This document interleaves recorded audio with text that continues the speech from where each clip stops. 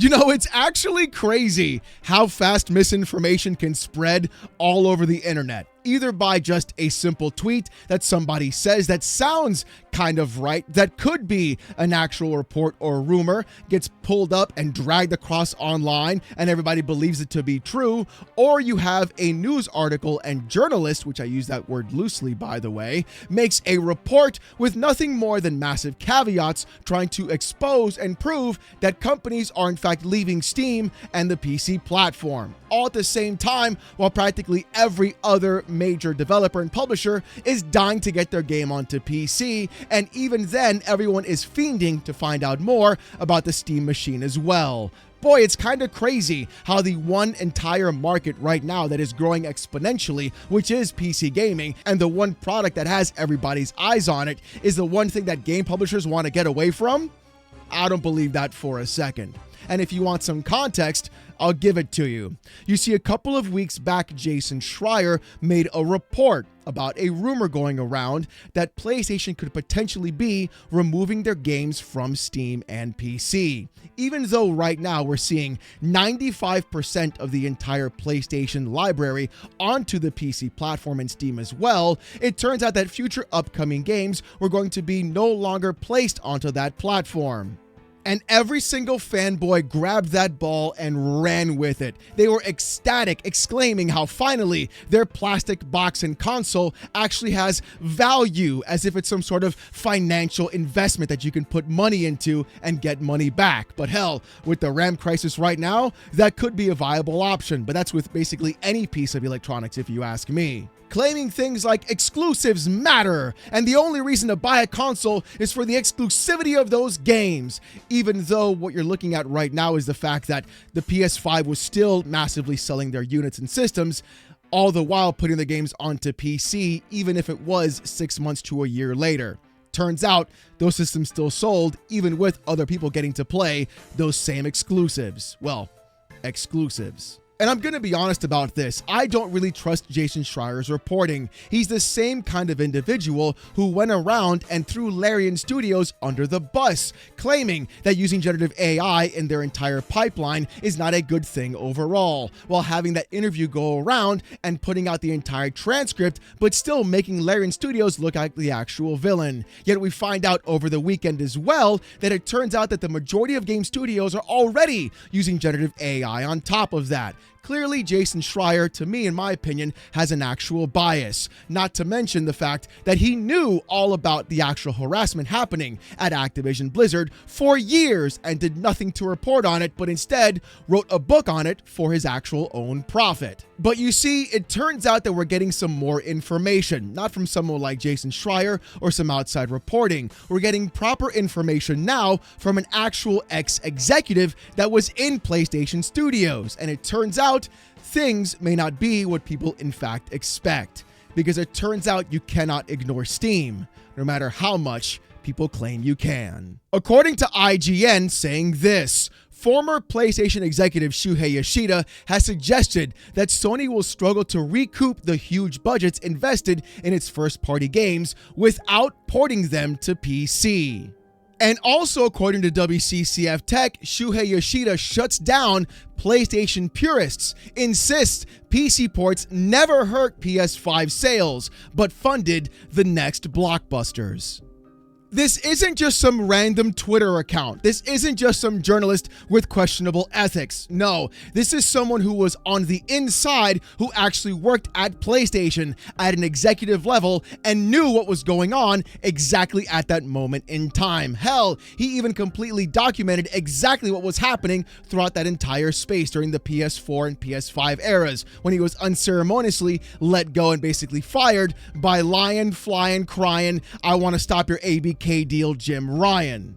But I think Shuhei's insight really points to exactly what so many people have been talking about. Even if you make the argument that, oh, it's only $2 to $3 billion after 5 years of PlayStation making money off of PC, that's not enough. It really just encapsulates how completely idiotic people truly think about corporations. Companies don't want a little bit of money. They want all the money, and they're going to sacrifice everything they can to make that money, which is exactly why they put their games on PC PC in the first place. They saw an entire market who was not going to buy their systems and consoles, yet turn around and put their games there because extra sales means extra money. Shuhei Yoshida even admitted it himself.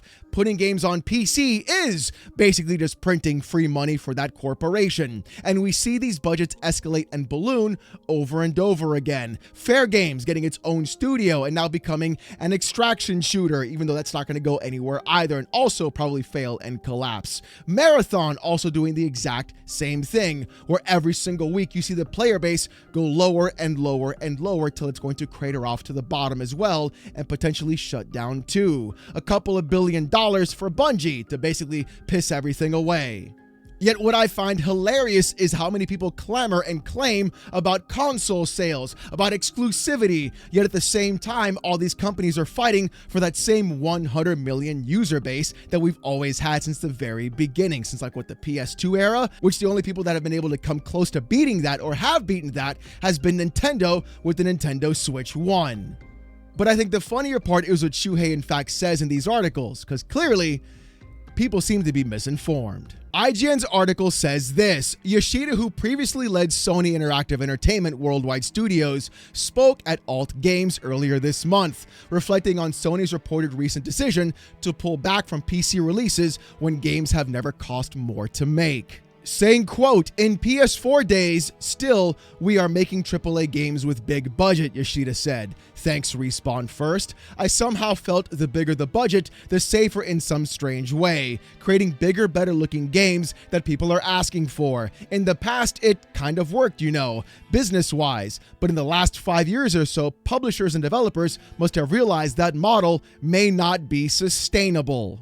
Real quick to interject on that piece, Yoshida is not the only person that's noticed this. Even Sean Layden himself has said the AAA big budget video game on its own is also not sustainable. If the budget keeps increasing and the games get more expensive, companies have to do one of two things: either keep increasing the price of those video games or sell them to more people. And honestly, I think they're going to be doing both, because companies are not going to lower budgets. They feel the more money they pump into a game's development, the more money that they will get in fact in return, even though we've already seen that really isn't how things work, especially with the rise of AA games and even indies as well. But there's more to the article though, so let's keep going. With Yoshida saying this: releasing games on PC after a couple of years must have helped recoup the investment of these big budget games and help the team and company to reinvest that money into their new games, he added. So from a business standpoint, I think it made sense for me. If they were releasing new AAA games day one on other platforms, I don't think that's a good strategy for a platform holder like PlayStation. I'm not seeing any proof of them changing their strategy this generation, but if they are changing, it's going to be interesting how they are able to maintain the investment on big budget games on the first party side going forward.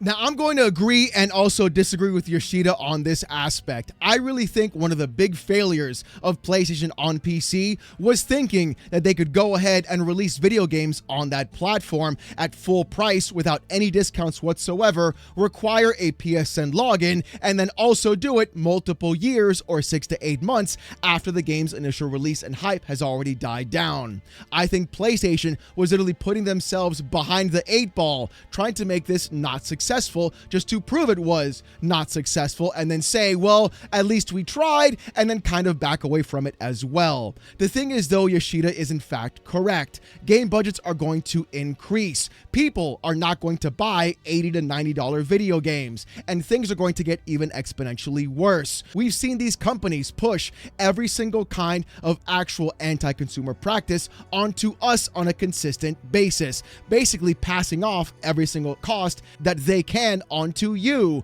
which is why the PS5 Pro now costs $900, why the regular PS5 also got a price increase, now the third time after the Slim, and it's also happening with Nintendo and even Xbox as well. It is not a good thing watching the price and floor of everything we enjoy increase over time, pushing everybody out of the hobby and leaving it only for just the wealthy few. According to WCCF Tech saying this, while some hardware purists argue that PC ports devalue the PlayStation brand, Yoshida dismissed those concerns as complaints of a vocal minority. I do not think that really affected the adoption of PlayStation hardware like PS5 in any way, he said. After releasing PlayStation first-party games on PC essentially became a necessity. The rumored pivot back to console-exclusive games sounds risky, saying, quote, "I'm not seeing any proof of them changing their strategy this generation, but if they are changing, it's going to be interesting to see how they are able to maintain the investment on the big-budget games on first-party side going forward," Yoshida-san said. And here's my take about the entire thing. If PlayStation pulls their games away from PC, for me, it's really not gonna matter. I don't really care. The only reason I was excited about it was to finally put to bed all the idiotic, moronic fanboys screeching online about how you don't have these video games, even though the majority of those games I really just don't enjoy. The thing is, it's going to impact the people that actually want to play those games, but don't want to buy another $700 or $900 device just to play a couple of games as well. And that's the real impact about all of this.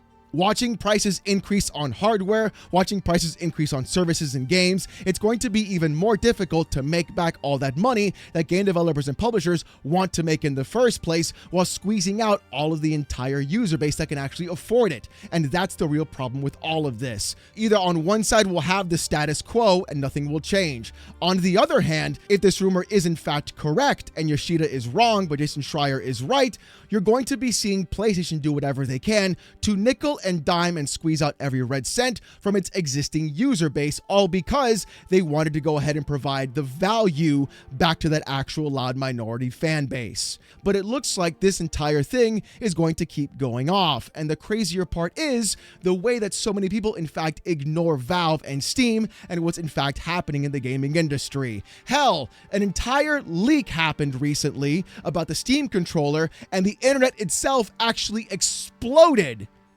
just by that alone. To ignore Valve is to ignore gaming, in my opinion. Because according to Twitter account Hardware Steam saying this, Valve is close to releasing the Steam hardware lineup. They're debating internally whether to release everything at a loss and launch it all soon. But regardless, we'll be hearing an announcement with prices and release dates very soon. With the article from Insider Gaming saying this, the first piece of Valve's new Steam hardware lineup seems to be close to a release. YouTube channel Techie Talk posted a review of the Steam controller, likely breaking embargo, that goes into details of its features, but also gives away what the price could be. In the now deleted but re-uploaded elsewhere video, the channel says that the Steam controller will cost $99.99.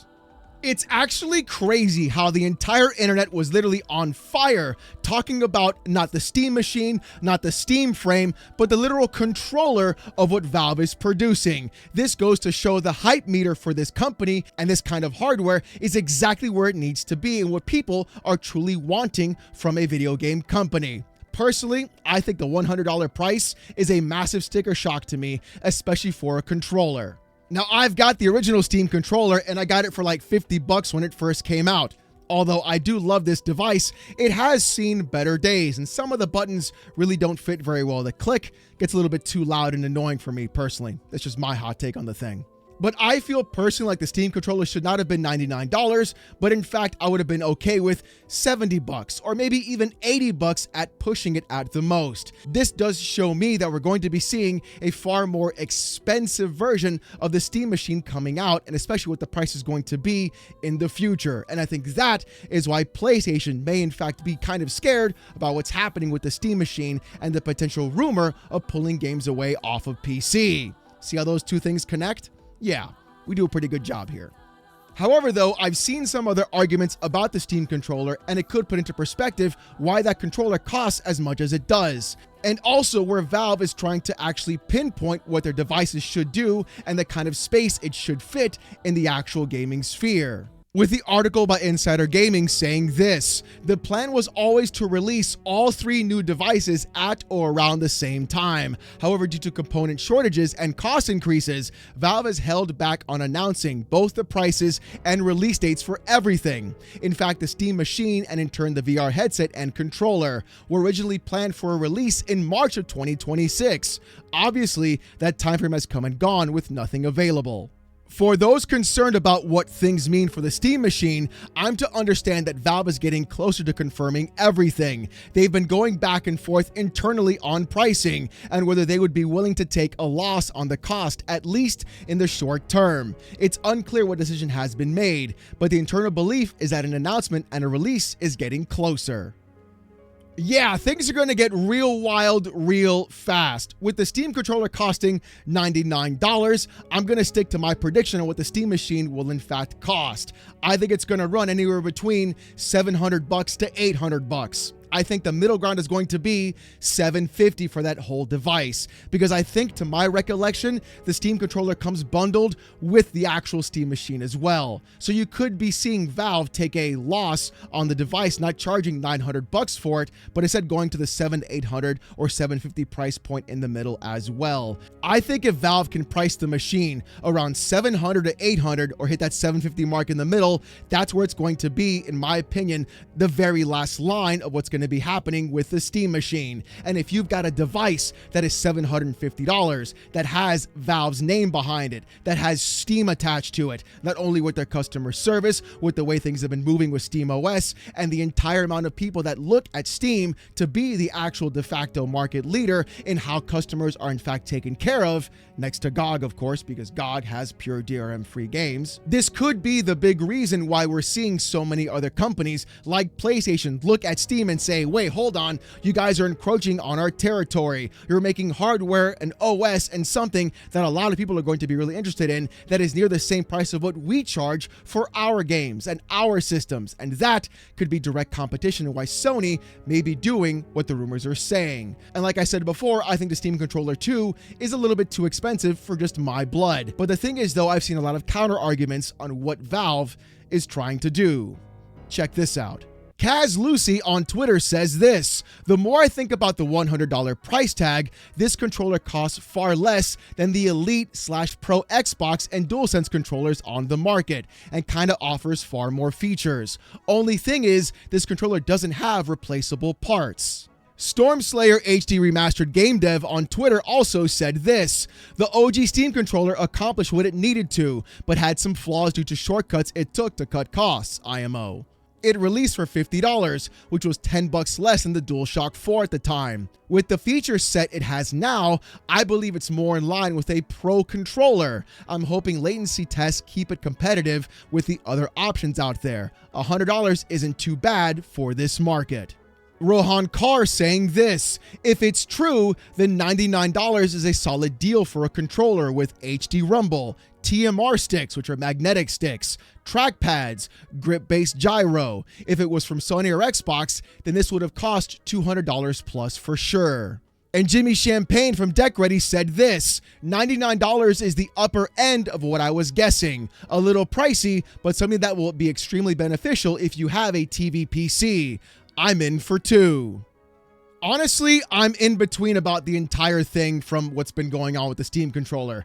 I think $70 would have been the ideal price. But when we look at things like TMR sticks, so no stick drift basically ever, grip gyro, so no having to trigger it at all, you just hold the controller and gyro automatically functions. It coming with the puck, so you don't have to worry about Bluetooth connectivity, and it's always charged right then and there. And then on top of that, having all the back buttons and all the major features that you get on major controllers like the Edge, and also Microsoft's offering as well. This could be a play, if you look at it from this perspective, mind you, of Valve undercutting the Elite and Edge controllers by $100 and giving you a more affordable case without having to deal with all the other stuff from Microsoft and PlayStation.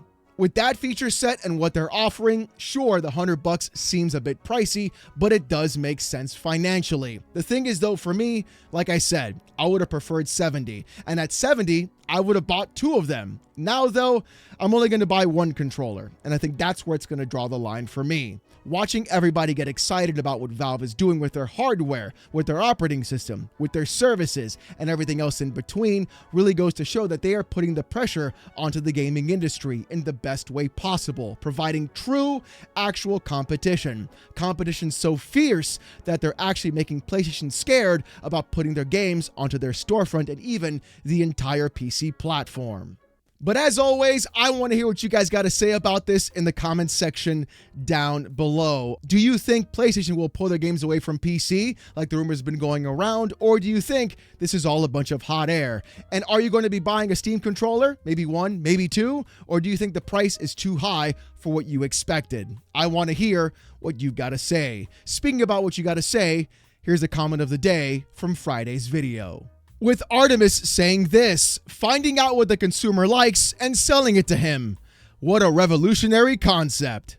Artemis, my friend, you have no idea how hard it is for so many companies just to figure that out on their own. It really is kind of shocking.